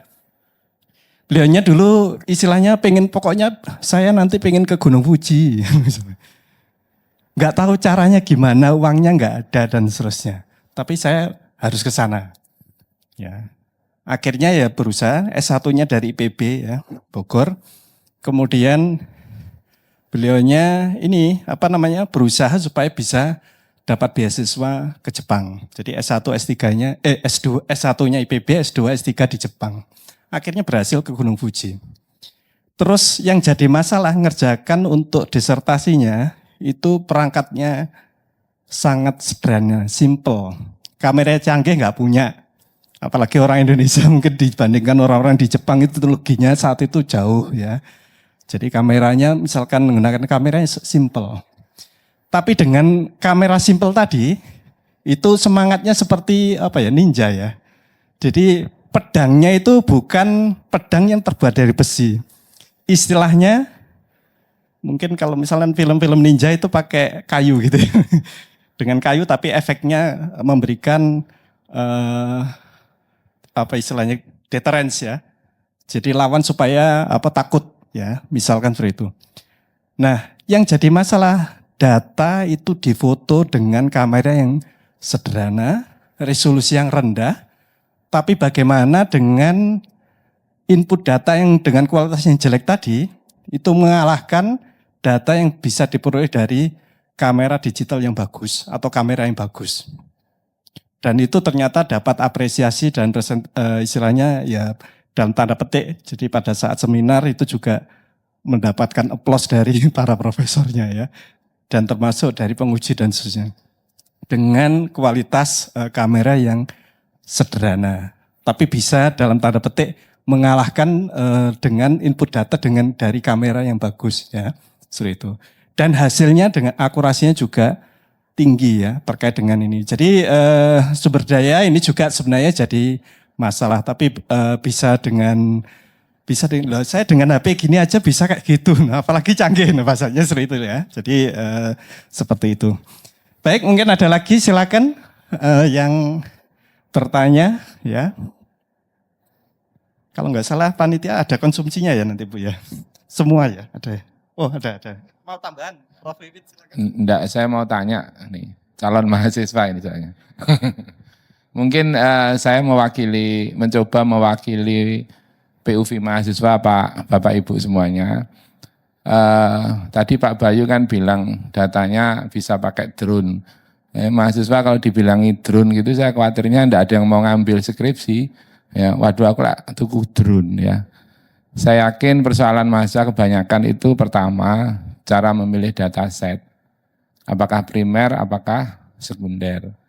Nah kalau primer mereka kadang-kadang mengupayakan sendiri itu waktunya tentu cukup panjang. Padahal waktu mereka terbatas, yaitu hanya 1 semester atau bahkan paling lama 2 semester kalau mereka bisa ambil lebih awal untuk bisa lulus tepat waktu. Itu yang pertama. Kedua, bagaimana memilihnya supaya mereka efektif, efisien. Tidak keluar banyak biaya. Kalaupun mereka harus memilih dataset yang primer, nah bagaimana strateginya. Terus kemudian bagaimana tidak terbawa oleh informasi dari teman-teman mereka. Bahwa dosen A, dosen B pasti itu ada ya, Pak Bayu sama Pak Edi. Ini susah ditemui, gampang ditemui, ya kadang dikacangin. Nah, ini apakah ada jaminan dari dosen-dosen KC bahwa pasti bakal ditemui, gampang ditemui seperti itu. Itu aja Pak. Ya saya pikir adik-adik mahasiswa punya keterbatasan waktu studi untuk bisa lulus tepat waktu. Dan tentu skripsi itu bukan sesuatu yang bisa dianggap mudah, tetapi juga tidak bisa kita anggap susah juga. Oke. Terima kasih Pak. Gitu aja. Baik, terima kasih Pak Wiwit. Ya, ini strateginya bagaimana dengan kondisi, tapi masing-masing kita kan dosen-dosen mungkin apalagi yang sudah doktor, itu biaya itu salah satu parameter yang dalam tanda krusial ya. Jadi kalau saya dulu ingat jadi mahasiswa semester 1 mau dibelikan motor, tapi saya tidak mau jalan kaki saja. Nanti aja kalau mengerjakan skripsi. Dan memang pasti keterbatasan anggaran itu antara lain jadi permasalahan. Tapi bagaimana kita punya tekad menjalani kuliah kita. Dan istilahnya mungkin saya sering nyampaikan ke mahasiswa itu meskipun gedung Filkom ini bagus, ya, tapi mungkin anggap semangatnya seperti masuk kubangan atau lumpur ya, harus mentas gitu ya, harus selesai. Bagaimana caranya ya? Jadi bagaimanapun caranya semangatnya harus seperti itu. Jadi supaya nanti bisa lulus tepat waktu. Dan kalau lulus tepat waktu itu banyak yang diuntungkan. Institusi diuntungkan, orang tua diuntungkan, kita juga diuntungkan. Jadi bisa ngerjakan pekerjaan yang lain dan seterusnya. Seperti itu. Jadi seperti itu. Mungkin tanggapan dari Pak Bayu bagaimana dengan ini tadi terkait dengan data primer, sekunder dan seterusnya. Ya tentunya dengan melihat kondisi yang ada, nah itu bagaimana? Terima kasih. Terkait memang ini ya, jadi kita skripsi itu salah satu batasannya kan adalah waktu. Waktu yang efektif sepertinya hanya 3 bulan ya. Bagaimana dengan keterbatasan waktu itu bisa selesai? Artinya kita harus ini ya, realistis ya. Untuk dataset ya, itu saya pikir nggak semua pembimbing itu harus datanya itu primer ya, cari sendiri. Tapi memang tergantung kasusnya ya. Banyak dataset dari USI, Kaggle dan seterusnya. Nah, untuk data yang primer, nah itu data primer itu biasanya kan untuk mempercepat mahasiswa kan ini melakukan magang ya. Melakukan magang atau PKL. Nah, di situ biasanya atau ya kalau saya bimbingi saran saya itu sekalian dijadikan skripsi. Jadi ngambil datanya itu sewaktu magang atau PKL. Itu kan salah satu untuk mempercepat ini ya waktu. Kemudian juga awal start itu ini ya, jadi kan biasanya kalau ngambil data primer itu kan juga di perusahaan ada lembaga yang mungkin di magang nggak didapat, tapi dia ada ide membuat apa di mana gitu. Nah itu kan curi start biasanya sebelum ambil skripsi itu sudah mulai kan, enggak masalah. Sudah mulai karena belum tentu di ACC juga oleh ini ya, oleh lembaga yang dituju, kecuali ada orang dalam di situ. Nah, termasuk mungkin curi startnya misalnya kan ambil data primer, ya itu kan pakai kuesioner dan seterusnya. Nah itu, ya itu verifikasinya juga di awal karena itu memang bisa jadi itu 1 semester gitu ya. 1 semester karena pertanyaannya pun kan harus valid ya. Salah satu kevalitannya itu kan ada tim yang nilai biasanya ini ya dengan beberapa dosen, oke, baru disebar. Jawabannya kan juga dicek dan sebagainya. Memang suatu keterbaruan tersendiri gitu ya. Artinya dengan data kita cari sendiri itu suatu novelty gitu ya. Dengan menggunakan metode yang ada enggak masalah. Itu sudah suatu novelty tersendiri. Nah, kalau menggunakan dataset yang ada, berarti kita cari apa ya? Apa novelty kita? Gitu. Mungkin ini sama-sama punya challenge sih, Pak ya. Mungkin itu terkait data. Oke, matur nuwun Pak Edi. Terima kasih tanggapannya. Ada lagi mungkin yang perlu ditanyakan? Baik, kalau nggak ada, oh ada, ya baik. Baik, sebelumnya perkenalkan nama saya Rifki Cahya Setiaji dari Sistem Informasi Angkatan 25. Di sini saya ingin bertanya kepada Pak Bayu terkait misal kita itu melakukan sebuah penelitian terkait di bidang kecemasan, di mana bidang kecemasan itu datasetnya itu belum ada yang melakukan. Yang ada melakukan itu tapi dia itu menggunakan face recognition, sedangkan penelitian yang akan dilakukan untuk bidang saya nanti itu di bagian skeleton base. Untuk pengumpulan datasetnya itu bagaimana ya Pak untuk sistemnya? Terima kasih. Baik, silakan Pak Bayu. Ya, face recognition ada, tapi skeleton base-nya, skeleton mungkin itu belum ada, skeleton base. Ya. Untuk kecemasan, kalau kecemasan kan kuesionernya banyak ya. Salah satu bimbingan saya soalnya juga ada yang masalah kecemasan menggunakan DAS 42 ya, DASS ya, itu kan kuesioner base-nya. Sebenarnya kalau tingkat depresi itu biasanya pakai kuesioner. Sebenarnya kita juga bisa melakukan penelitian by recognition ya, action recognition ya, namanya behavior recognition itu ya bisa. Ya, sebenarnya kalau penelitian tentang kecemasan banyak ya, psikologi sudah banyak. Pertama dilihat dari wajah, ya. Face detection, face recognition itu tidak hanya masalah mengenali wajah dan tidak. Ya, kalau bahkan itu tahun 2011 itu di Belanda di grup saya sudah mengenali dari wajah itu dia sosial verbalnya gimana, namanya social signal processing. Dia ketika diajak ngomong itu suka enggak sama yang diajak ngomong. Itu kan wajahnya berbeda kerutannya. Itu bisa dipelajari. Terus dia antusias enggak? Sampai kemudian dia bohong atau tidak. Itu dari wajahnya bisa. Jadi dianalisis waktu itu wajah, suara, ya suara, intonasi suara ternyata juga bisa mendeteksi. Makanya ada orang kemudian detak jantung ya. Kemudian ada mata. Ya. Sebenarnya banyak saya kira untuk untuk mencari dataset yang sudah ada ya. Kalau memang belum ada itu bisa dicari di sebenarnya dataset tidak hanya yang free ya. Kaggle, UCI itu kan free. Kalau terkait dengan yang namanya multimedia data, itu ada conference yang pernah saya ikuti ya, conference nomor 1 tentang tentang multimodal ya. Nama konferensinya ELRA. Nama ininya ELRA, ELRA ya. Singkatannya apa lupa saya. Itu biasanya di Perancis. Itu dia ngumpulkan data. Setiap conference dia ngumpulkan data. Itu bisa diakses datanya. Saya dulu ngirimkan data percakapan video ya untuk mendeteksi kapan orang itu berhenti, kapan orang tidak. Jadi ketika berbicara itu ya bisa gak dideteksi. Oh dia ini bicara, bentar lagi mau berhenti. Ya supaya nggak motong pembicaraan. Ya, digunakan untuk apa? Digunakan untuk robot nanti. Jadi kalau di Eropa itu kan orangnya sedikit ya. Sehingga banyak orang-orang tua itu kesepian. Maka mereka ditemani oleh robot. Tapi kalau robot sekarang kan nggak enak ya. Ngobrol ya sama robot kan ya nggak kayak manusia, beda ya. Tapi nggak tahu dengan ditemukan AI ini, ya paling nggak suaranya sudah.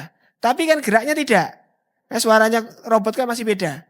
Nah, jadi mereka tuh gimana caranya membuat robot yang gerakannya seperti manusia, gerak kepalanya ketika ngomong itu enak, nggak kaku. Ya, kapan dia ngambil alih pembicaraan itu sedang dalam proses penelitian. Ya, di Jepang itu robot-robotnya sudah berbentuk manusia. Tapi kan ketika diinteraksikan dengan manusia, dengan orang kan masih kelihatan, oh ini robot gak enak ya, masih belum luas gitu ya. Nah itu penelitian-penelitian ke arah sana. Jadi tinggal dicari aja datanya. Kalau misalkan ternyata Pak sudah saya cari gak ada ya dicari sendiri. Kalau misalkan saya gak tahu yang istilah skeleton base itu maksudnya fisik. Mungkin memperjelas pertanyaan ya. Tadi terkait dengan misalkan untuk terutama ini kasusnya untuk mental health ya. Jadi kesehatan mental ini dideteksi dengan face recognition ya. Pengenalan wajah, tapi pengenalan wajah kan beragam ya. Jadi dan ada juga terkait dengan emosional ya, emotional recognition. Nah, istilah skeletoning base itu berarti berbasis pada mungkin ada istilah tinning ya, tinning atau skeletoning. Jadi berbasis pada inti dari model itu. Misalkan garisnya, misalkan ya bentuk T itu kalau misalkan lebarnya 1 piksel dengan tebal itu ya sama saja gitu ya, sama saja. Misalkan orang makanya ini terkait dengan skeletoning ini terkait dengan bentuk. Misalkan emosi seseorang mungkin dari wajah. Misalkan saya senyum gitu ya, mungkin garis seperti ini ya. Jadi lagi ini atau datar atau ini seperti itu. Nah ini yang ini kan belum, ini mungkin ada Pak Bayu punya. Kalau terkait dengan skeleton dalam bentuk wajah manusia itu ada tulisnya ya. Kalau pernah dengar yang namanya Xbox. Apa namanya? Xbox itu ininya sensornya Kinect ya. Karena kebetulan saya waktu itu juga pakai Kinect gitu ya. Kinect itu kan juga kamera, cuman bedanya kamera itu ada 2 kamera, ada kamera RGB, ada kamera infrared. Apa bedanya sama dengan HP kalian? Kenapa kalian kameranya itu sekarang ada kecil, ada namanya kamera infrared. Infrared itu bedanya dia bisa mendeteksi Z, sumbu Z, kedalaman. Jadi kalau misalkan gini, tangan begini, kalau pakai kamera RGB, kita nggak tahu yang kanan yang di depan atau yang kiri yang di depan. Tapi dengan adanya infrared, kita bisa tahu yang mana yang di depan. Nah, proses Kinect itu, kalau Kinect itu keluarannya Microsoft, sebenarnya ada yang keluaran Cina, namanya apa itu? Asus itu. Juga sama ya. Itu Vilcom punya ya. Jadi kalau untuk penelitian mendeteksi skeleton, itu sudah ada library-nya, tinggal panggil aja. Ya, pakai kamera Kinect, ambil SDK-nya, arahkan ke orang, nanti langsung keluar bentuk skeletonnya. Sudah jadi. Ya, sudah jadi. Sudah ada itu library untuk skeletoning ya. Skeletoning orang ya. Jadi biasanya dipakai juga kalau kalian googling, ada penelitian orang deteksi gerakan-gerakan senam. Itu kan gerakannya kan nggak mungkin yang dilihat orangnya, tapi yang dilihat pergerakannya adalah skeletonnya. Ya skeletonnya itu sudah ada library-nya. Pakai CV, lip CV juga ada. Tapi kalau misalkan pakai library, kalau kalian pakai Kinect, kalian pakai tools, pakai library-nya Kinect juga bisa. Cuman masalahnya Kinect sudah nggak dikembangkan lagi. Ya, masalahnya di situ aja. Tapi masih ada itu. Di lab kita juga punya Kinect. Ya, ada 4. Kinect yang Xbox One atau yang Kinect S360. Ya kebetulan saya pakai itu dulu tahun 2011 tapi sudah lama. Baik, seperti itu Mas, terjawab? Oh ya, baik. Kalau nggak salah nanti ada seri 4, ada termasuk Borekian, seri 4. Sudah. Ada ya, seri keempat. NLP, siapa saja? Bu Indri. Oh, bioinformatika sama NLP, sama Pak Rizal juga ya. Oh iya, oh Bu Rekian harusnya ini ya. Harusnya ini, nah kebetulan Bu Rekian tidak hadir, tapi beliaunya kalau nggak salah disertasinya terkait dengan deteksi berkendara. Dia capek atau tidak, jadi bukan hanya wajah, ya wajah juga. Ini postur duduknya, kemudian badan ya dan seterusnya itu jadi kondisi badan kelihatan lelah atau tidak dan seterusnya itu ternyata bisa deteksi. Dan akhirnya respon dari kendaraan nanti misalkan ya, kalau ada driver atau sopir untuk pribadi, bukan yang pakai AI yang jalan sendiri itu Pak ya. Misalkan kita, sekarang fitur-fitur mobil kan banyak.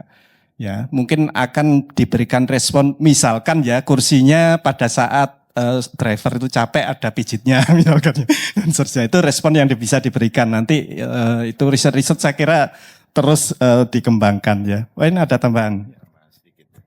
Ya, ini narasumbernya jawabannya panjang, yang nanya cuma sedikit ya. Saya berpikir jadi ini mahasiswanya ngerti apa nggak ngerti kan begitu. Ya, tidak ada pertanyaan itu bisa karena tidak ngerti apa yang mau ditanyakan, bisa juga karena betul-betul mengerti begitu ya. Jadi di dunia AI ini kan dunia yang cerdas untuk masa depan ya.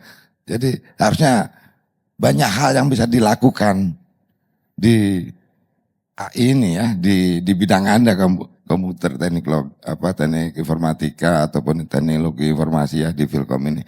Jadi banyak hal yang bisa Anda gali yang akhirnya nanti bisa untuk masa depan Anda. Nah, dari HP misalkan ya, HP tadi diceritakan bahwa HP itu mewakili indera manusia, kamera sebagai mata, ya, mikrofon sebagai mulut, kemudian headset sebagai telinga, kemudian ada kulit ya, perasa. Nah, bagaimana mata kita mengenali bahwa oh itu pria, oh itu wanita, oh itu kursi, oh itu deteksi pengenalan, banyak hal bisa. Ya, telinga, bagaimana kita bisa mendengarkan, oh itu suara mobil, itu suara geluduk, itu suara ini, itu juga masalah. Bagaimana komputer ya atau HP bisa mengenali itu tersebut, cerdas seperti manusia. Karena manusia juga waktu kecil tidak tahu bahwa itu mobil, itu apa. Ya, dengan belajar akhirnya jadi bisa mengenali. Ya, kulit sekarang ya di layar di situ ada mulai bisa dikenali dari finger, oh dari suhunya ada rasa. Cuma yang tidak bisa dari HP penciuman, bau. Ya, manusia tetap bisa lebih cerdas daripada HP karena manusia masih bisa merasakan, dibuktikan dengan ciuman. Ya, bisa membedakan oh dengan perasaan atau tidak ada perasaan. Ya, sedang HP tidak bisa. Nah, manusia masih lebih cerdas. Jadi banyak hal yang bisa diekspor, ya. Supaya apa? Kalau Anda banyak ide, akhirnya banyak pertanyaan. Nah, dengan etika, apa hubungannya dengan etika? Ada batasan bagaimana mata supaya tidak melihat hal-hal yang tidak bagus. Nah, begitu juga dengan HP. Bagaimana HP bisa mensensor sesuatu yang tidak bagus muncul. Kan gitu ya. Jadi banyak hal. Bagaimana bisa mendeteksi bahwa ini tidak baik, tidak layak untuk ditampilkan di HP sensor. Ya. Jadi artinya pada saat Anda mengerti di suatu tempat maka banyak hal yang perlu dieksplor atau tadi kalau internal eksploitasi kemudian dan ekspor. Ya, banyak hal sehingga akan muncullah pertanyaan-pertanyaan. Ya, saya harapkan Anda tidak bertanya itu karena sudah mengerti.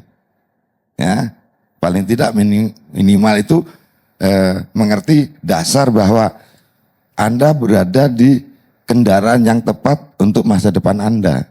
Minimal itu. Sehingga Anda nanti pada saat lulus dari Filkom ini, Anda tidak bingung untuk kerja. Karena background Anda sudah berada di jalur yang tepat. Begitu. Ya, goalnya kan di sana, goalnya ya. Kalau Anda kreatif, nah dengan kemampuan Anda ini apa yang bisa Anda jadikan penghasilan nanti ke depan. Jadi bukan hanya sekedar belajar saja di sini, tapi tujuan goal akhirnya di sana. Ya, demikian tambahan dari saya. Baik, terima kasih karena waktunya sudah jam 11 ya. Pertanyaannya ditutup ya. Dengan demikian jadi acara New Talk ya seri ketiga ya dinyatakan selesai. Terima kasih banyak ya, tetap bersabar ya, tetap semangat. Semoga memberikan insight-insight baru, jadi wawasan baru ya dan seterusnya sehingga kita semakin teguh ya dan yakin bahwa pilihan kita adalah yang terbaik dan harapannya semuanya ya sukses di kemudian hari ya. Mungkin itu ada dari Bu Ketua. Oh, tidak ada. Baik, kalau nggak ada yang kemudian jangan lupa ini ya yang belum untuk presensi. Terima kasih banyak atas kehadirannya. Terima kasih Bapak Ibu sekalian yang sudah memberikan wawasan kepada kami. Kita akhiri. Assalamualaikum warahmatullahi wabarakatuh.